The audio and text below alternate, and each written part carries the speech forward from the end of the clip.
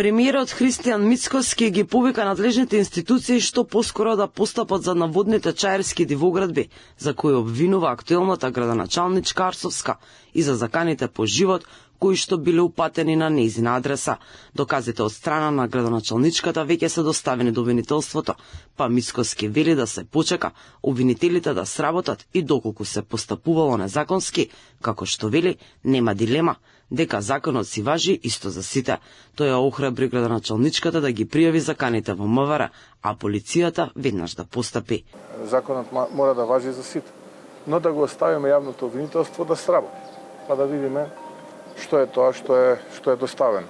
Исто така, јас наистина жалам ако се случува тоа да градоначалничката добива закани по живот и ја охрабрувам веднаш да појде во Министерството за внатрешни работи и да ги пријави истите, а Министерството за внатрешни работи да испита кој е заканувачот и веднаш да постапува по исто. Мицкоски се согласува со својот коалиционен партнер Изет Меджити и актуелниот градоначалник на Чаир Висар Ганиу дека Арсовска е искористена како оружје од страна на ДУИ и е дел од сценарио за дестабилизација на државата. Впрочем, е јасно на сите, но јас не би имал повеќе од тоа што го кажува господинот Меджити и господинот Ганиу да додадам. Има вистина и многу скоро јавноста ќе дознае некои други детали. Градоначалникот на Чаир е во центарот на вниманието деновиве поради обвинувањата од страна на градоначалничката на Скопје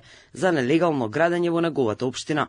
Тој на својот Facebook профил напиша дека со директна соработка Арсовска, Димитар Апасиев и Блерин Беџети го држат главниот град во заложништво и ја казнуваат општина Чаир.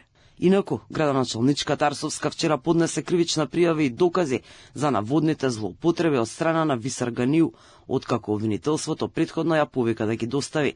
Според Арсовска, чаирскиот градоначалник учествувал во коруптивни сделки за издавање градежни дозволи за згради за кои градот Скопје дал негативно мислење. Случајно или не, на само неколку месеци пред локалните избори, мајката на градот реши да истражува корупција и незаконско работење во општините. За сега, познато е дека таа нема да се кандидира за втор мандат. Од владачката ВМРО ДПМН вела дека партијата на средината на јули ќе го соопшти името на новиот кандидат. Без разлика кој ќе биде, Мицкоски уверува дека според анкетите, нивниот кандидат сигурно ќе биде подобра опција избор од понудата на опозицијата.